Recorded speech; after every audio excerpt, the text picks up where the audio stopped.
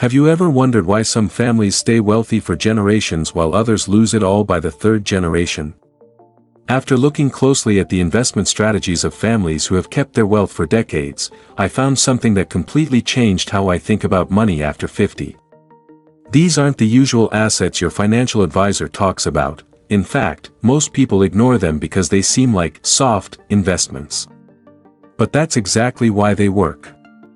If you're over 40 and still thinking about wealth the same way you did in your 30s, you're making a serious mistake. The rules change after 50. Wealthy families who have kept their fortunes for generations understand something about asset allocation that Wall Street doesn't want you to realize. These aren't quick get-rich schemes, they're slow, steady strategies that help you build wealth and keep it forever, hiding in plain sight. Today, I'm sharing 7 unusual assets that have quietly built and protected more family fortunes than any stock or bond ever could. They're made for people who understand that real wealth isn't just about what you collect in your lifetime, it's about what lasts long after you're gone. The first wealth asset that keeps rich families wealthy long after 50 is something you'll never see on a spreadsheet, yet it quietly outperforms every investment: reputation capital. Most people think reputation is just about being liked, but in wealthy circles, especially in communities with strong traditions around business and family, it's about being trusted with money, decisions, and legacy. A strong reputation works like compound interest. It opens doors to private deals, creates partnerships that quietly grow wealth, and brings opportunities only offered to people with proven track records. For example, a Chicago real estate investor I know didn't get rich from the properties he bought, but from the relationships he kept. During the 2008 crisis, while others struggled to get loans, 3 private investors offered him capital at below-market rates because in 20 years he had never missed a payment, broken a promise, or left a partner at a loss. His reputation became his credit line. The strategy is simple: track your integrity. Keep records of how you've handled partnerships, investments, and business relationships. This becomes your trust resume, a living credibility file that replaces formal vetting in high-trust networks. When starting new partnerships, highlight your track record. In circles where reputation matters, it can be worth more than your net worth. After 50, your most valuable equity might not be in your retirement account, but in the trust you've built over a lifetime. The real question is, are you managing it as carefully as your financial investments? Without trust, none of the other wealth assets we'll talk about can work. Dury's second key strategy is building family governance systems. Many families believe mixing money and emotions is a disaster, but wealthy families know it's the lack of structure that causes real conflict. They don't just grow wealth, they build a kind of government for their families, not for running a country, but for running the household with clear roles, systems, and continuity. This isn't about complicated legal documents, it's about making your family operate like a small institution. Families like the Westfields or Harpers have created decision-making frameworks that survive market crashes and family disagreements. Here's what it looks like in practice. A financial advisor in Texas told me about a client whose family holds quarterly board meetings at their kitchen table. The grandfather is the chairman, the parents take turns as treasurers, and even teenage grandchildren have roles like secretary, research assistant, and future planning committee. They don't just talk about allowances, they review investment performance, discuss charity goals, and make decisions about family business ventures. The process is simple: create a family constitution that records your values, mission, and financial philosophy, serving as your guiding star for decisions even after you're gone. Include rules for inheritance, investments, charity, and conflict resolution. Hold regular financial meetings, not casual dinners, but structured discussions about financial updates and education. Most importantly, write down your investment philosophy, explaining why you chose certain investments, your risk tolerance, and the lessons you want the family to learn. This way, you pass down your thinking as well as your money. If you're over 50, now is the perfect time. Your kids are old enough to understand money but still young enough to learn from your leadership. You become the institution builder, not just the breadwinner. If this approach is making you see family money management differently, type "game changer" in the comments. I'd love to know if it connects with your experience. The third wealth-building strategy is knowledge arbitrage. While most people invest in things everyone already understands, multi-generational families invest in what others will only understand 10 years from now. Knowledge arbitrage means using early, exclusive understanding to position yourself before the market catches up. This isn't about chasing tech fads or cryptocurrency, it's about realizing that after 50, your most valuable asset isn't money, it's perspective. You've lived through economic booms, busts, bubbles, and major shifts, so your pattern recognition lets you spot real trends before they're obvious. For example, in the early 2000s, a New York family office quietly bought water rights across the Southwest, not because they were environmentalists, but because their research showed water scarcity would become a huge economic issue within 20 years.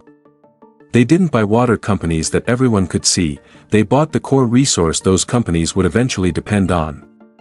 Today, those water rights are worth 40 times more than what they paid. The approach involves putting 5 to 10% of your capital into learning ventures, such as investing in early-stage funds, getting private access to research through think tanks, or building close ties with experts in industries you care about. Think of it as creating your own personal intelligence network, or brain trust, made up of thought leaders in law, tech, medicine, energy, or whatever will shape your family's future. Cross-generational teamwork makes this even stronger. Younger family members can scout new opportunities, while you use your experience to separate the real signals from the noise. Wealthy families who stay wealthy don't just respond to change, they see it coming, but only if they stay curious and open to learning instead of clinging to what they already know. The fourth wealth-building principle is about preserving options, not just owning assets. Wealthy families understand that options, especially the ones they never use, are what keep them rich. Most middle-class advice focuses on optimization, like maxing out retirement accounts, paying off mortgages early, and locking in fixed returns. But the ultra-wealthy focus on staying flexible, especially after age 50. At that stage, the biggest danger isn't market swings, it's losing flexibility. Even if you have a lot of assets, if they're locked in illiquid investments, long-term commitments, or tax-inefficient structures, you can't respond quickly to opportunities or crises. Multi-generational families keep both their money and their career flexibility long after others have settled into rigid plans. One family I learned from came out of both the 2000 tech crash and the 2008 financial crisis wealthier than before, not because they invested better, but because they managed liquidity better. They held what seemed like too much cash, avoided commitments that tied their hands, and organized their finances to stay ready for anything. The practical takeaway is to build bigger liquidity reserves than typical advice suggests, not just for emergencies, but so you can move fast when a rare real estate deal comes up or when you want to invest in your child's business idea. Delay locking things in whenever you can. Keep your home, your location, and your income sources flexible so you can pivot if life changes. Most people shrink their options after 50, but wealthy families expand them, protecting their ability to change direction well into their 60s, 70s, and 80s. At that stage, you have the wisdom to avoid traps and the money to keep doors open. The only thing you need is the discipline to avoid overcommitting. The fifth wealth principle is about strategic investment in human capital, building people, not just portfolios. Most think wealth is about what you own or control, but wealthy families know it's about the people you've developed. After 50, your personal ability to earn, build, and manage every detail starts to slow down, but if you've built strong human capital in your family, business, and community, your influence and wealth can keep growing. The smartest investment at this stage might not be in yourself, but in the people who can carry your legacy forward. While most stop learning after their 30s, multi-generational families keep investing in education, mentorship, and skill building for others so the family thrives beyond the founder. This isn't just paying for college, it's structured, intentional development.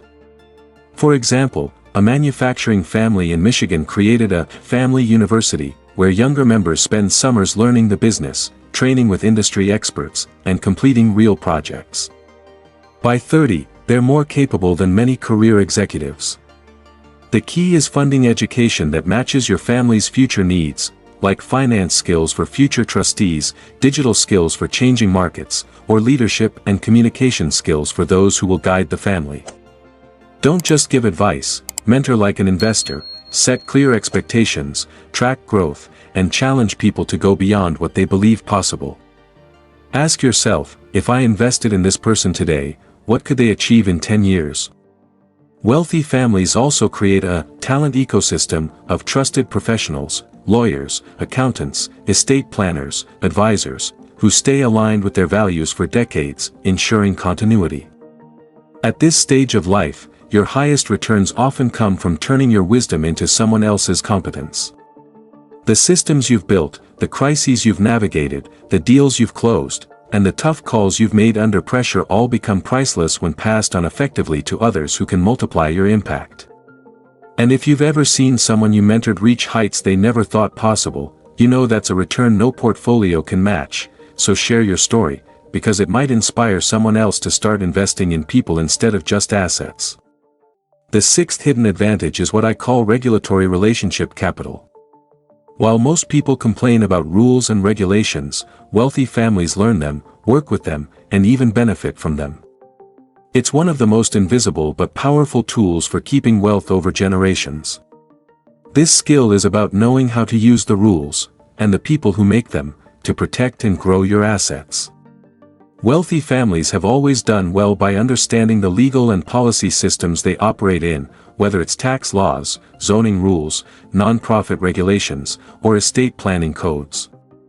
The system isn't rigged, it's simply read early and used wisely. Where most people see laws as restrictions, multi-generational wealth builders see them as a framework they can design around. Just like tax codes are full of incentives for things like investing, hiring, and giving to charity, the wealthy use these rules to their advantage. In practice, this means having long-term relationships with professionals like estate attorneys, tax experts, and compliance advisors, people who act as translators between you and the government. It also means being involved in policy groups or public hearings in industries or causes you care about. You don't need to be a politician, just someone who's consistently present, which often leads to early insights about regulatory changes, grant opportunities, or favorable policy updates. The key is to design your wealth around the rules, not against them, using tools like donor-advised funds, family-limited partnerships, or opportunity zones, strategies that exist because the law encourages them. This is about structuring your philanthropy, estate plans, and asset protection intentionally, instead of just reacting. By this stage in life, you've probably dealt with taxes, trusts, business structures, and healthcare planning. The question is whether you've connected all those dots into one smart strategy. Now is the time to stop just complying with the rules and start using them to design the game in your family's favor. The seventh and final asset is legacy infrastructure. Wealthy families don't wait until they're gone to leave a mark. They build systems during their lifetime that create purpose, influence, and security for generations.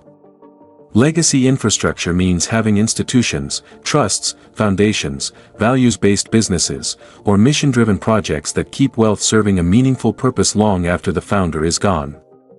It's not just about leaving an inheritance, but about creating living systems that carry forward both resources and values.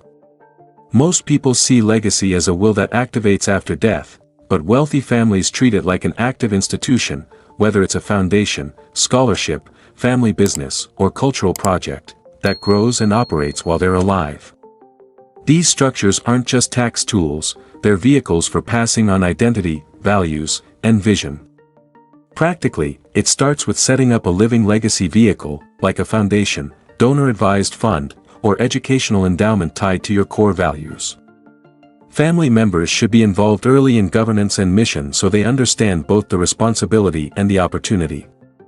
An ethical will or legacy letter can share your beliefs, life lessons, regrets, and hopes for the future, which can be more powerful than money itself. You can also create an operating legacy, like a business, media platform, or cultural project that reflects your worldview and can grow without you. Legacy infrastructure isn't just for billionaires. A carefully built mission-driven LLC or donor fund can create lasting impact if done before it's urgently needed. This asset ties together everything else. Reputation capital builds trust, governance ensures continuity, knowledge arbitrage guides choices, optionality lets you adapt, human capital executes the plan, and regulatory relationships protect the system. Legacy infrastructure locks it all in so your influence lasts far beyond your lifetime. True wealth is not just your portfolio, it's the structure, wisdom, relationships, and purpose you pass on. If you're in your 40s, 50s, or beyond, this is the most powerful financial season of your life. It's time to move from earning money to engineering a future. Most families lose wealth not from market crashes but from silence, confusion, and poor planning. These 7 assets, reputation capital, family governance, knowledge arbitrage, optionality preservation, human capital development, regulatory relationship capital, and legacy infrastructure, are each powerful on their own, but together they create a wealth engine that can last a century. If you found this video useful, be sure to like, subscribe, and turn on notifications to not miss our future uploads. See you in the next video.